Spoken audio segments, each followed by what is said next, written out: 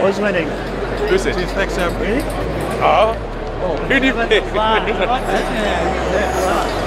Yeah. They cannot both win, right?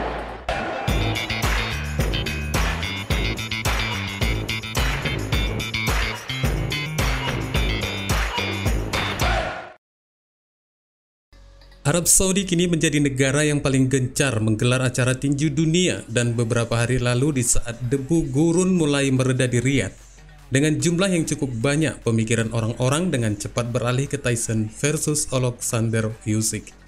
Dan seperti yang telah diketahui bersama, petinju Ukraina itu membuktikan dirinya sebagai petarung yang hingga kini belum terkalahkan dalam promosi ini dan menjadi juara di kelas berat yang tak terbantahkan. Setelah menyetujui bersama bahwa Ukraina saat ini sebagai raja di kelas berat, fokus beralih ke pertandingan ulang yang telah dibicarakan Fury, dan ini bukan hanya karena masalah kontrak. Dan kemungkinan besar pertarungan ulang itu akan terjadi di bulan Oktober di tahun ini juga. Selain itu, pertandingan ulang ini adalah bagian dari rencana yang lebih besar dan telah ditetapkan oleh Saudi. Dan pemenang dari rematch ini akan nyaris dapat dipastikan menghadapi Anthony Joshua pada kuartal pertama di tahun 2025. Namun itu bisa saja berubah kecuali dalam bahasan yang akan diulas kali ini.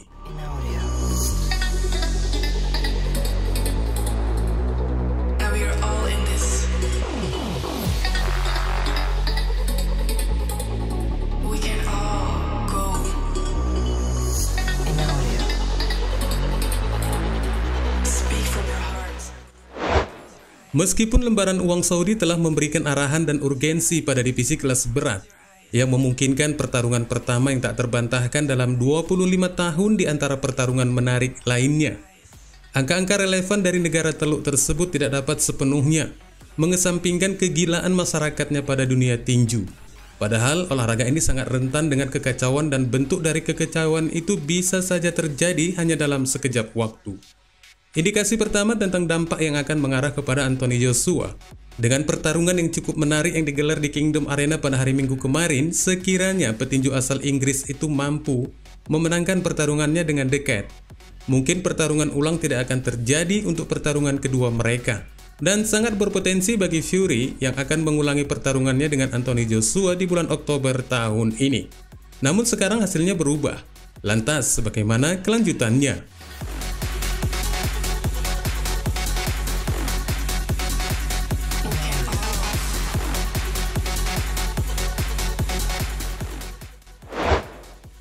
Di pertarungan ulang itu nantinya, jika memang benar-benar akan digelar, Fury harus membalas kekalahan split decision dari Usyk, yang merupakan kekalahan pertama di sepanjang karirnya, di mana Fury juga seharusnya mengucapkan banyak terima kasih kepada wasit yang telah membantunya di ronde ke-9.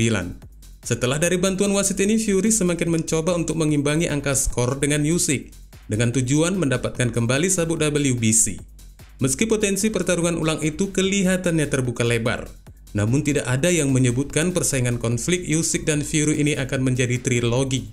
Akan tetapi sejarah tinju yang panjang dan berbelit-belit memberitahu penggemar bahwa pertarungan ketiga adalah kemungkinan yang nyata yang mungkin akan digelar juga. Sepertinya bagi Usyk ini bukan masalah baginya dan cukup adil, namun bisa menggagalkan intrik Saudi untuk pertarungan Fury versus Joshua di awal tahun 2025. Selain itu, ada kemungkinan Usyk yang kini berusia 37 tahun dimungkinkan akan menjauh setelah pertarungan keduanya dengan Fury yang berusia 35 tahun. Dan potensi ini akan membuka pintu untuk Fury versus Joshua, terlepas apakah Usyk atau kalah di pertarungan ulang di bulan Oktober tersebut. Dan kemungkinan lainnya bisa saja Usyk akan mencabut minatnya untuk berdansa di ring tinju setelah Oktober, atau masih ada komplikasi lain.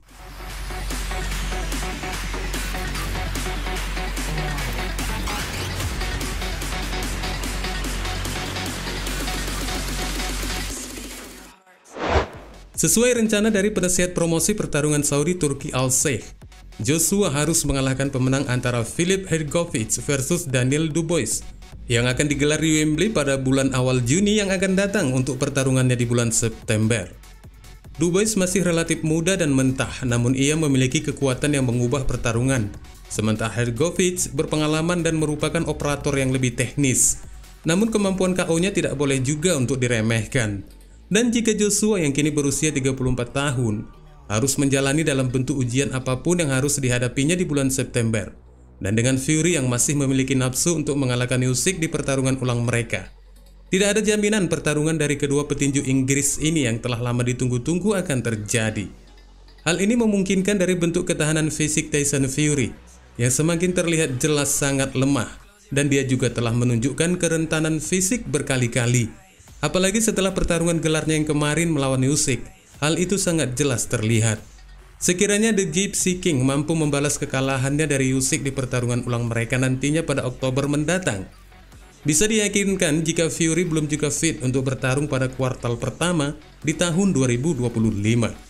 Atau mungkin Joshua lulus ujian di bulan September, namun bukan tidak mungkin AJ juga mengalami kemunduran fisik.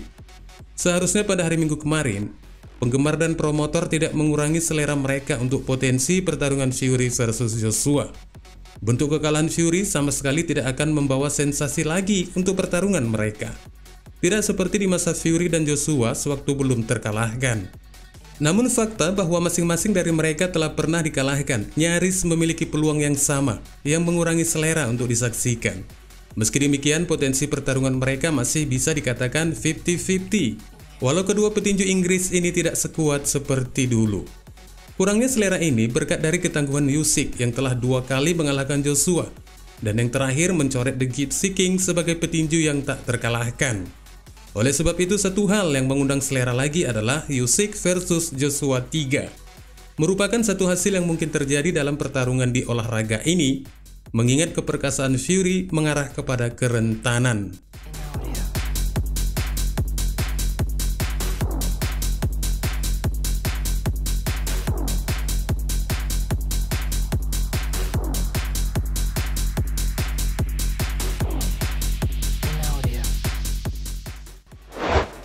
Namun saat ini tampaknya itu lebih sulit untuk memperjuangkan AJ dalam pertarungan tersebut daripada melawan Fury, atau Fury dalam pertandingan ulangnya dengan Usyk.